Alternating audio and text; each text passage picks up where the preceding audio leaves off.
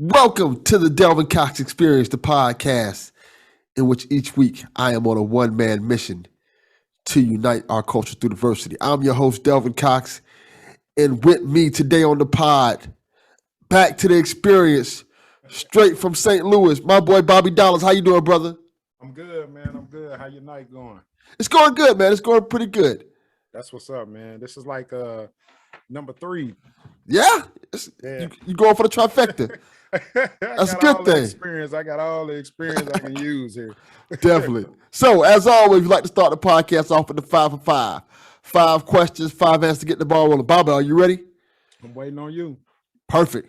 Question number 1, Coke or Pepsi? Oh, man. I'm going to go Pepsi on that. Okay. Question number 2. Okay. We're going to talk hip-hop for a second. All right. What rapper do you think put St. Louis on the map? In your opinion. Oh, man. Doesn't have to be well-known rappers because, like in Miami, I would probably say either Luke or Poison Clan. Yeah. You know what? It's hard to say, man, because it's a long history of rappers, man, and a lot of underground music too. Like, hell, I even owned Infamous Records, you know what I'm saying, here in the city for like 8 years.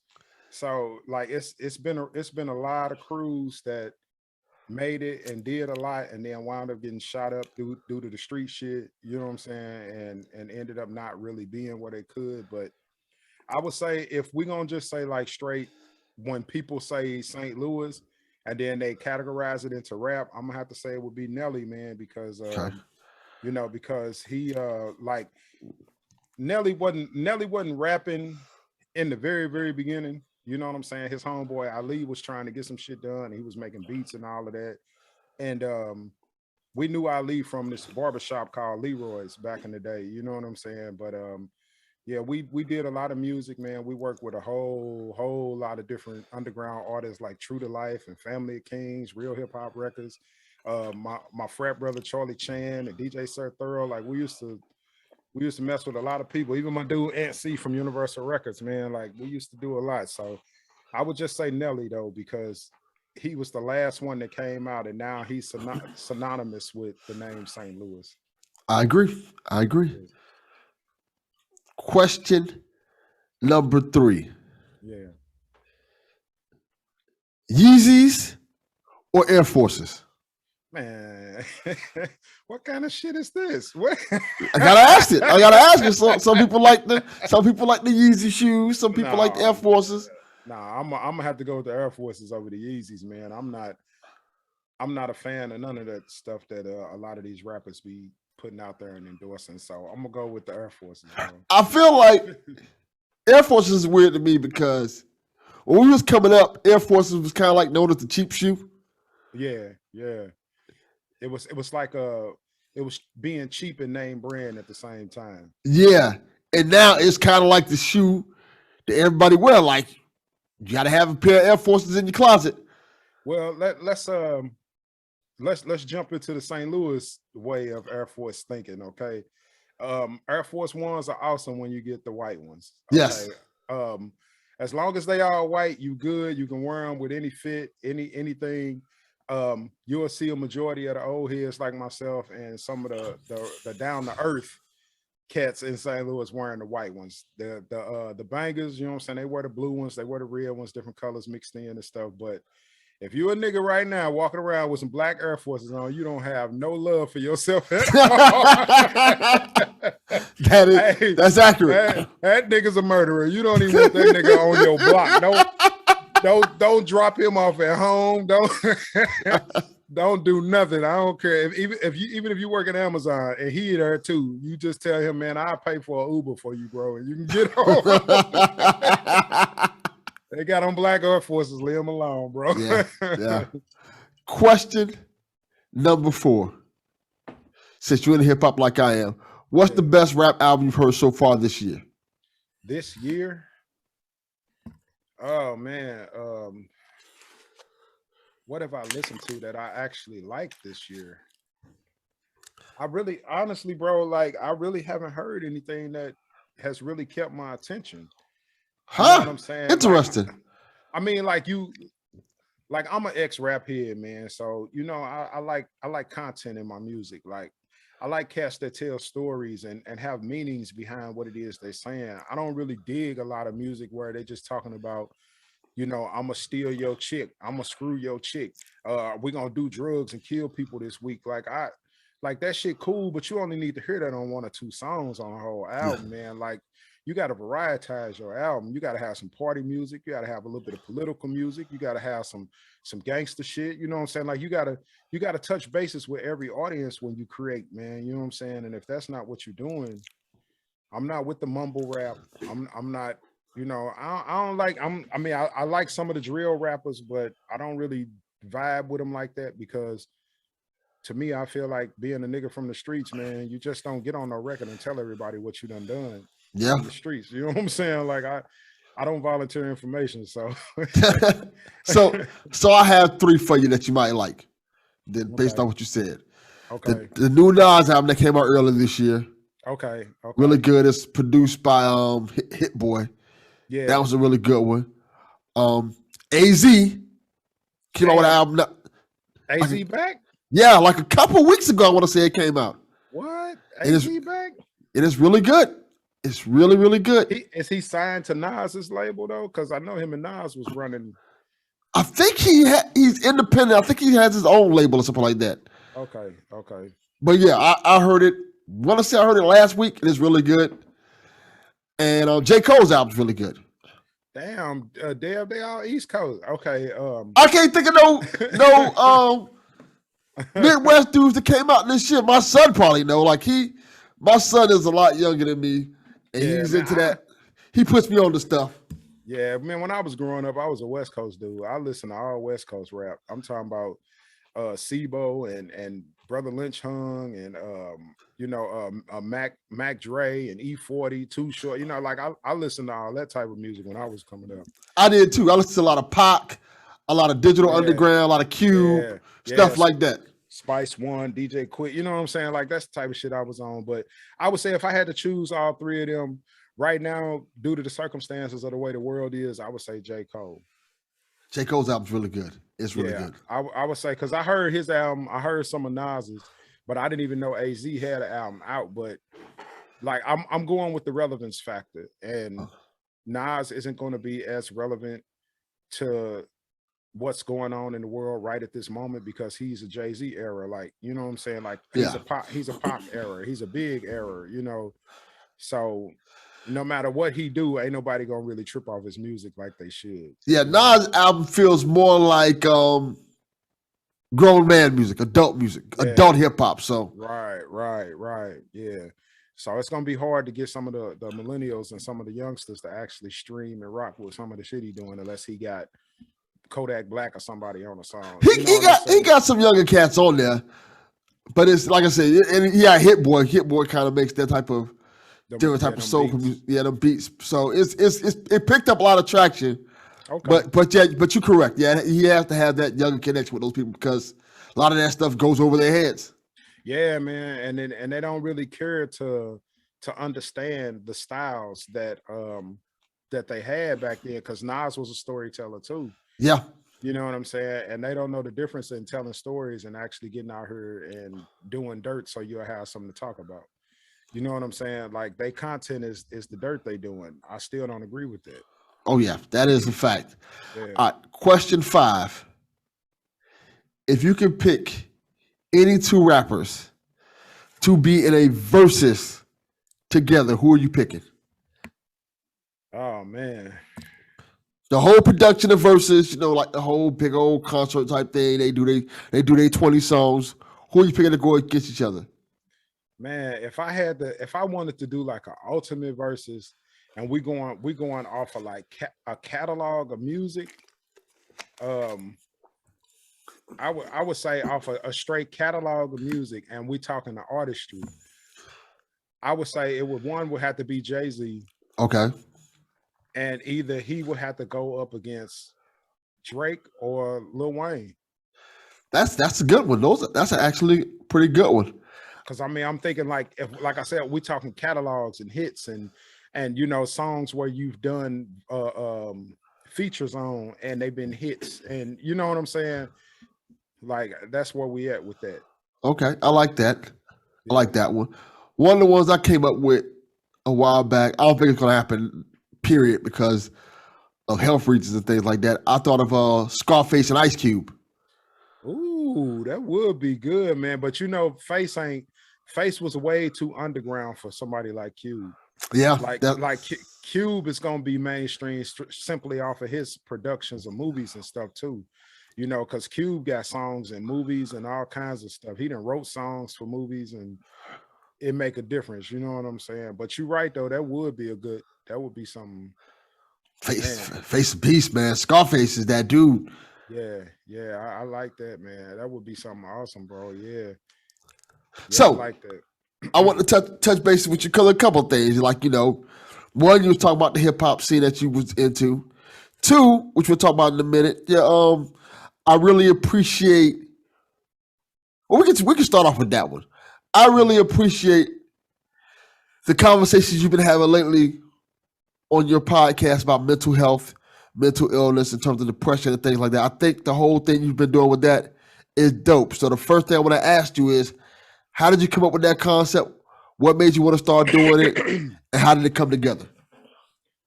Oh man. Man, I don't know, Dale. Like, I don't know, man. Like sometimes I've heard my daughter and my wife say stuff about being depressed and stuff like that. And I kept thinking in my mind, like, damn, is this depression thing big on women? Because every time I'm on social media, it's always the women talking about having bad days and being depressed and all of that. And then I would see it in my household. And it kind of started to bother me because I've never been the type of individual that felt like that kind of stuff played a part in a strong individual's lifestyle. Like I felt like being depressed and having anxiety and all that was just a mental lapse, like somebody that was just weak-minded and allowed things like pressure and stress to take over their thought state, their mindset. And lo and behold, after experiencing it with a few people and talking to a few people and getting a better understanding of the symptoms and where it leads people mentally, I started to feel I don't know, I'm a compassionate dude, man, and I started to feel a certain kind of way. You know what I'm saying? Like damn, these people really suffering mentally. Like I know I'm a strong dude and I have my moments sometimes when I need people to talk to, but I've always been the backbone to a whole lot of everything. And my strength play a huge part in the evolution of a whole lot of people here in the city and my family and all of that. You know what I'm saying? And it just got to a point, man, to where I kind of heard it so much and people talked about it so much that I felt like I was missing something. Like it was something that was flying past me and I just wasn't focused enough to even pay attention to it. So I dove in, man, to just start doing a little bit of research and start talking to people and having conversations with people. And before you know it, it just evolved into me feeling like I needed to do my part. I had a role I needed to play. You know what I'm saying? So what was that like, going down this rabbit hole, this journey, shall I say, of finding out more about depression and how, because like you said before, when you first heard the expression and things, like, you kind of like, oh, this might be just a woman thing. I Yeah. don't know too much about it. What was it like for you to actually dig into it and hear? Because one of the cool things I think you did was you had other people come on your show and express how they felt about it, how it affected them. So what was it like for you to get into this and get into these other conversations and hear their stories behind it? Man, honestly, bro, like that rabbit hole deep, man. That sucker, it's a long, long way down, man. And I guess I started to realize and figure out that a lot of this mental stuff and a lot of the stuff that was going on really starts with the generation before the people that are actually experiencing it. It's more like when I did my research and I started figuring things out, it was more of a thing to me where it was like people weren't weren't happy in their homes, and the parental side of it was the major factor. And the reason why a lot of the kids develop this and then start to elongate it, you know what I'm saying, and make it a second, like a second nature part of their life, like a part of their home and a part of everything that they do, like the OCD and the not necessarily the bipolarism, but more so the what is it, ADHD and different stuff like that. Like a lot of that stuff is developed in their home, man, because you have parents that consistently make their kids sit still. Go sit down, go chill, go sit down, go play the game or something, go sit down. So when that kid finally gets an opportunity to exude that energy and move around, it's like they can't stop. They won't stop because they know the environment that they bringing themselves up in and that they in all the time is causing them to be pent up and to bottle up, excuse me, to bottle up everything that is their character. So that's why you get guys that sometimes, even at our age, that don't never want to go home. You be like, damn, bro, you been over here 6 hours, man. You ain't ready to go to the crib yet. Like, what the hell? You know? And you're like, nah, man, shit, let's play the game. Nah, man, let's do this. Like, you know, and it's just a mental thing, man. It's a mental lapse. Like they don't know no better because their whole life, it was always them being told to sit still, you know, especially the ones, and some of the ones that have to sit still as kids end up in jail as teenagers and as young adults, because when they do get out there, they too active.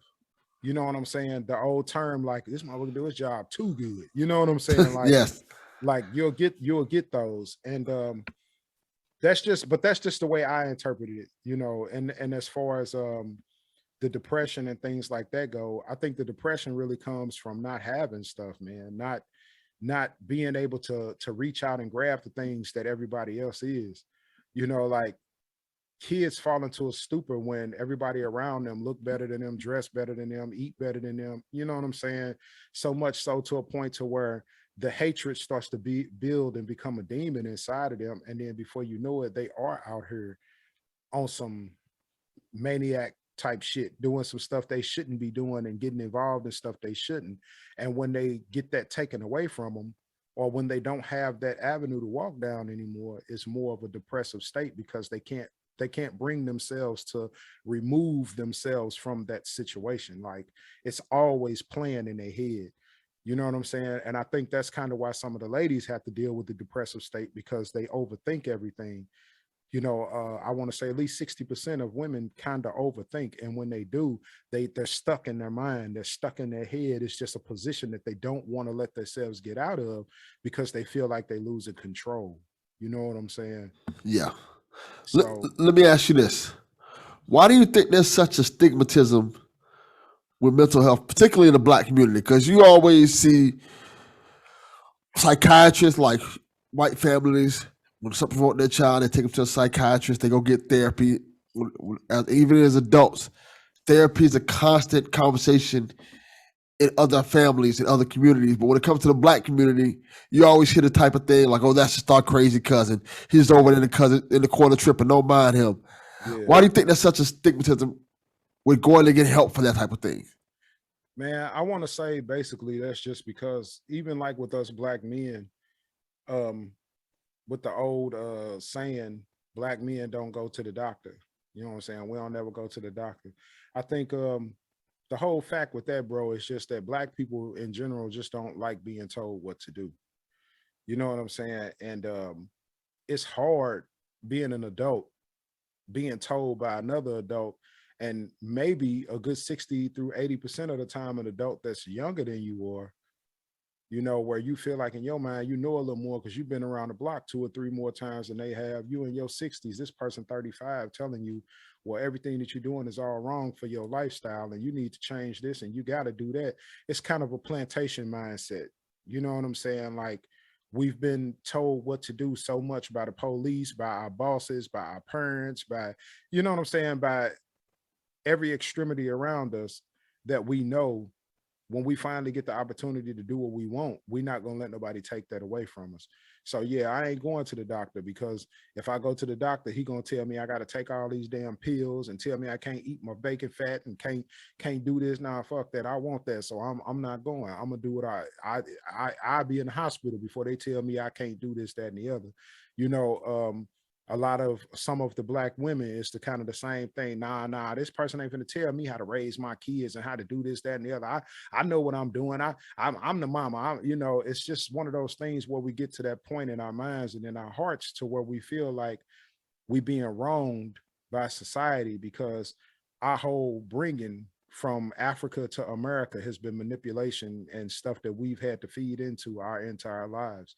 I mean, our whole lives, even me at 44, has been told that we've been slaves and we've been beaten and we've been this and we're owed this and 40 acres and a mule and make sure you can get reparations and Medicaid, and if it's free, get you some food stamps, get on Section 8 so you ain't got to pay that much for rent. Like, let the white folks pay that kind of money. You shouldn't have to. And like all of that stuff, man, after it's embedded in your mind for so long, bro, it's like a website. It's a redirect.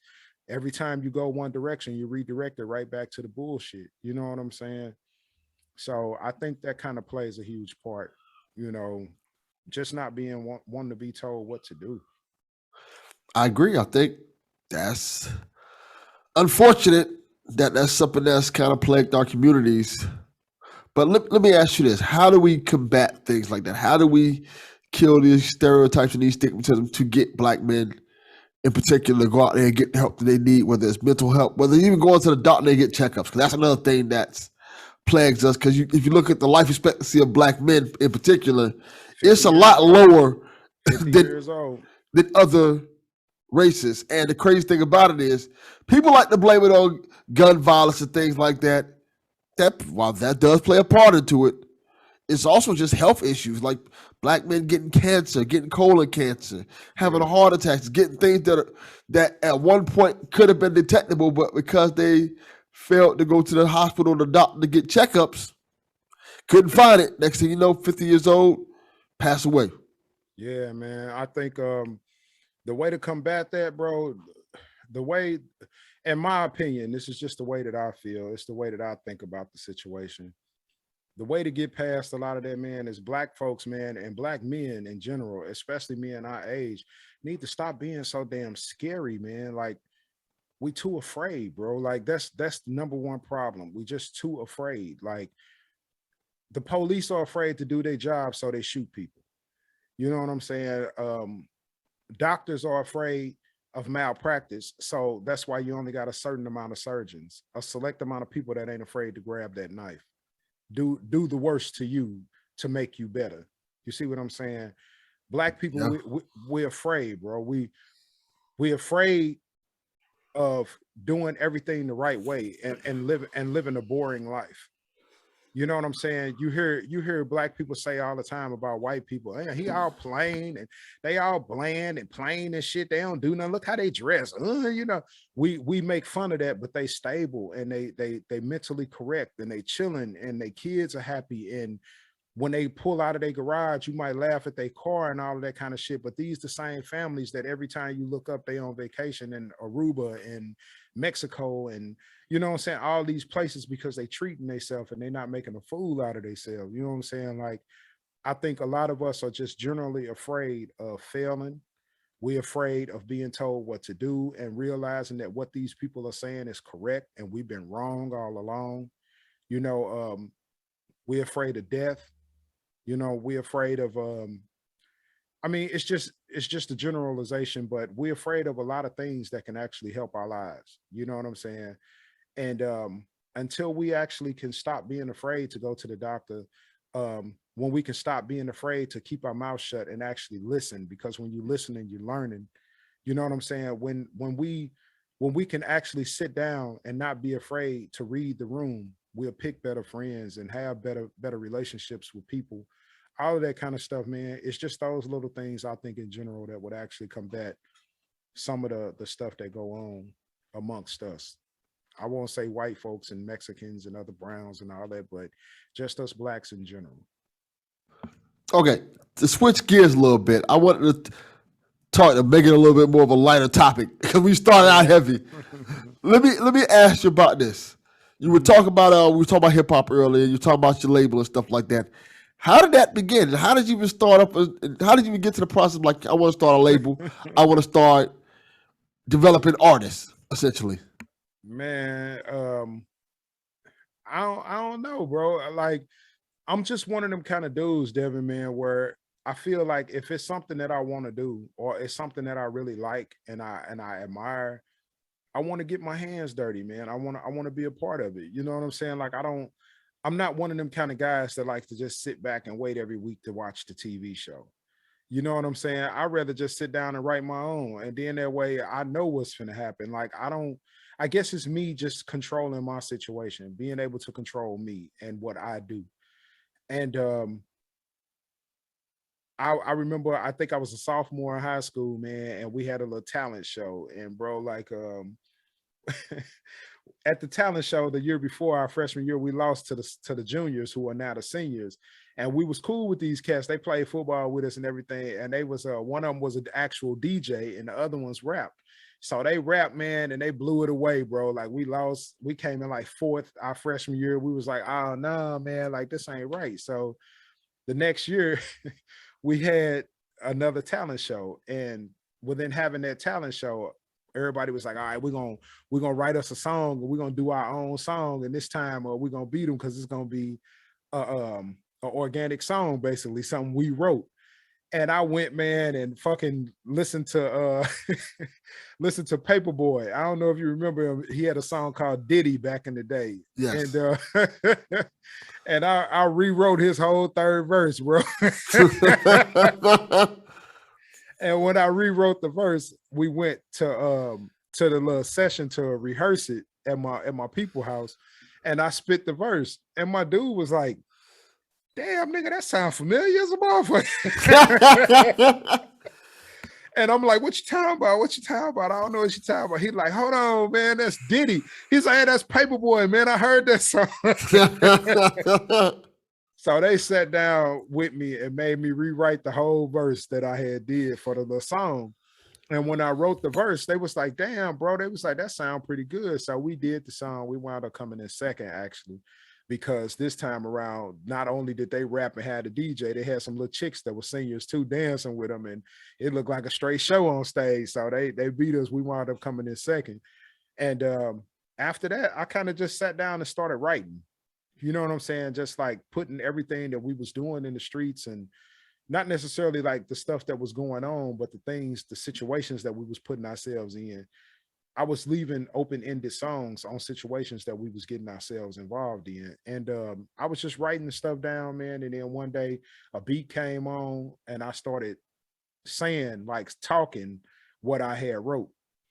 And my dude was like, "Nah, man, that sound fire, bro." He's like, "Man, y'all," he's like, "That's like some Pimp C and the Bun B type stuff." He's like, "That's some 8 Ball MJG type stuff. Hold on, man." And then he put another beat on, and I went and kind of like started trying to catch the rhythm and everything. And then my homeboy grabbed another sheet I wrote, and he started saying the next kind of little part. And before you know it, we had actually came up with a little song. And the song was called "Don't Let Me Get to My Trunk." I remember that. That's a good name. Very first song I had ever wrote. And we went to this little dude. He was like 15 years old and had a little recording studio in his crib. And his mom and dad let us come over, but they made us wait till after dinner. And and we went over there and recorded the song, man, and it just started from there. So what was that like when you started making this music and stuff like that? In the St. Louis scene, it had to be very interesting Yeah. doing it and kind of trying to find your footing. It was fun, man, but it was hard, bro. Like, because when we did it, we did like maybe we did a small little like 3-song little album type of thing, little 3-song little EP. And the cats in the hood liked it. Like, everybody was digging the music. They was like, "Yeah, man, y'all sound fire. Y'all like the next UGK, man. Y'all like the next this." So I'm like, all right. I'm like, I think we're gonna go ahead and start us a small little business. So I want to say 2000, I got married. And then in 2001, I hit a lick and came up on some paper. I mean, like some real money.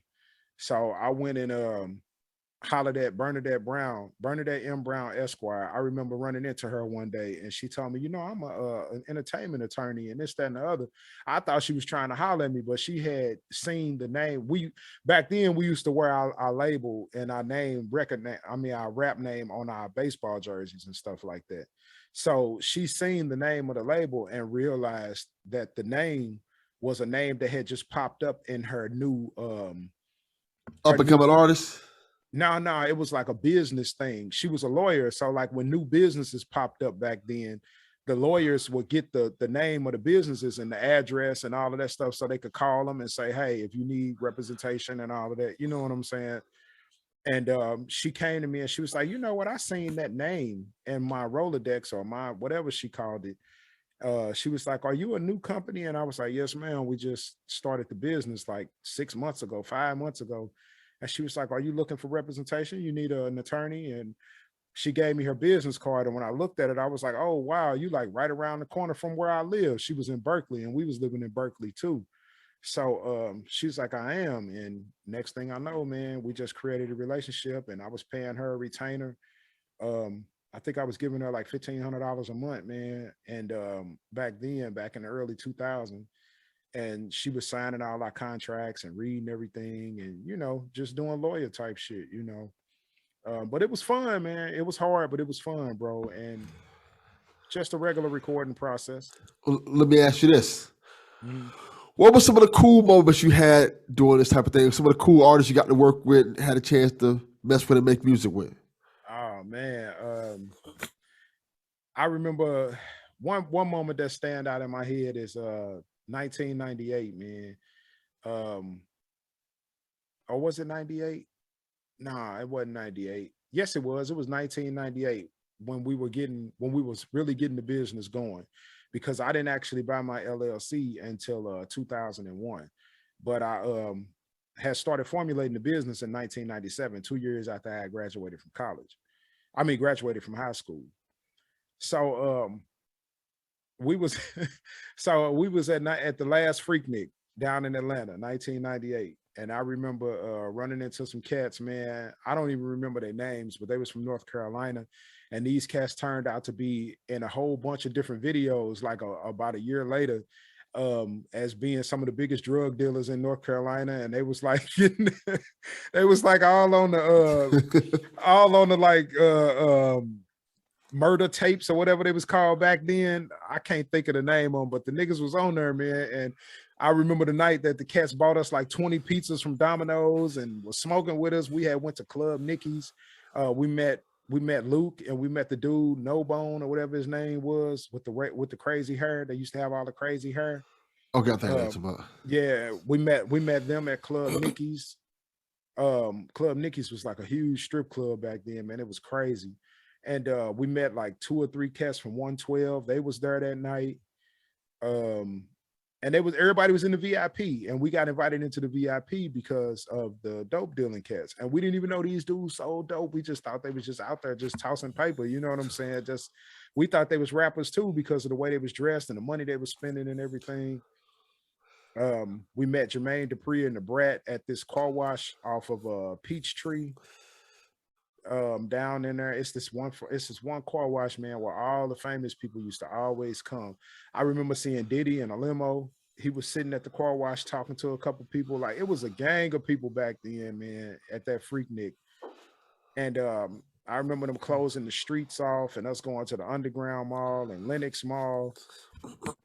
Yeah, that was like one of the biggest moments, other than like doing shows here with like Charlie Chan and DJ Sir Thurl and all of them here in the city. But that was like the biggest moment that I can remember that I had the most fun with, you know, interacting with Lil Jon down there and meeting his artist. Her name was Ubi or something like that back then. Yeah, I remember all of that. It was pretty cool. All right, I have to ask one final question, I think. Seems appropriate for this. Mm-hmm. Why did it all end? I feel like you was on a kind of a right track. How long you say you did it for? 8 years, I want to say? Yeah, it was like from 2001 to like maybe 2006, and then off and on till about 2010. Because at that time we had started trying to develop artists and start, you know, we had our kids. We wrote a song for them and they did a song, and then we had an R&B artist who could really, really sing, and we was trying to get her together, named Miss R&B. Like we had a whole lot going on, but the problem was, man, was like I ran all the business end of everything, and my homeboy ran the production team and all of the studio stuff. And doing the little shows we were doing and traveling and moving around, man, it just got really expensive, bro. Like when Left Eye and TLC and all them was saying how the money go because you got to spend it on certain stuff that really provides for the label, they wasn't wrong, bro. Because like paying for security, renting cars so you can get places. Because back then we didn't have Uber and all of that. You know, you had to rent a car or something. You know, a conversion van or something like that. Um, just spending money on food, clothes, props for shows. You know, just all kinds of little stuff like that, man. So that way you can stay relevant in the game, man. It kind of ate my pockets up, and instead of me going for broke and just winding up with nothing at all, I kind of like wound up filing bankruptcy and taking the rest of the money that I had and investing in my lawn care service that I actually have right now.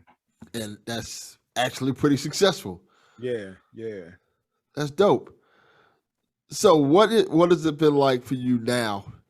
Because you said earlier that people kind of know your name, they know your lawn care service, they know you Yeah. from the rap game. What is it like now, having left your mark on the city where you came up in and stuff like that? What is it like for you now, watching these younger cats kind of try to do the same thing? It's fun actually, man. And I actually like talking to a lot of them, like giving them the word, man. Like I don't never charge none of these little guys for no game. I kind of just speak to them, man. Like always been a stickler on God speaking through people. And I don't feel like there's such thing as coincidences. I feel like everything happened for a reason. You know what I'm saying? So whenever I see young guys that's really trying to do it and not just out here on no BS, I talk to them and I give them some insight. Some of them I give them the right directions to go in. I have some guys that come to me and talk to me about managing their money and trying to figure out, the next move and how they should take the next step with their little personal businesses and stuff like that. And I don't be charging nobody nothing for none of that. I just feel like, it's cool to see everybody get their piece of the pie. Like I'm not greedy, man. I eat what I'm gonna eat, and then I push away from the table. You know what I'm saying? So everybody else can sit down and do what they do. And I think a lot of people admire that. And I know a lot of entrepreneurs myself, man, here in the city that own small businesses that have strived. Like my homeboy Corey, man, he owned 2K Styles Barbershop. Like I got my hair cut by him and met him in 2000. You know what I'm saying? And it's 2021. And now he got two barbershops, and his barbershops are in the city manuals that he's in St. Anne. So like whenever you go to St. Anne, he's in his own listing as a small black business in the city. You know what I'm saying? So like a lot of us really have been doing this for a while, man, and we work hard. So we all acknowledge each other when we see each other. We all, show each other love, man. Try to take a few minutes and give each other our flowers right now. You know what I'm saying? I like that. I like that. This has been a dope conversation, brother. Yeah, I appreciate you, man. I'm always down to rap with you, man, for sure. Likewise, man. Let them know where to find you and your podcast at. And more importantly, let them know where to find those episodes you're talking about with depression and stuff like that. I think that's really important and eye-opening for a lot of people. Well, of course, man, every platform that I'm on is at a Dollaz Show, Bobby Dollaz Show. You can find me on BobbyDollarsShow.com. All my episodes as far as anxiety and depression goes with my mental health series is on Spotify, Apple Music, Google Music, Podchaser. I mean, anywhere you can listen to your favorite podcast. And I appreciate it, man. Like, check it out. I didn't do the whole mental health situation to try to earn no money or to get monetized or nothing like that. I did it because I felt like people deserve, to know that there's other people out there just like them. You know what I'm saying? But that's it, man. Twitter, Instagram, everything. Dollaz, Bobby Dollaz Show. Well said. Thank you for coming on, brother. And as always, Delvin Cox Experience, we are out. Peace.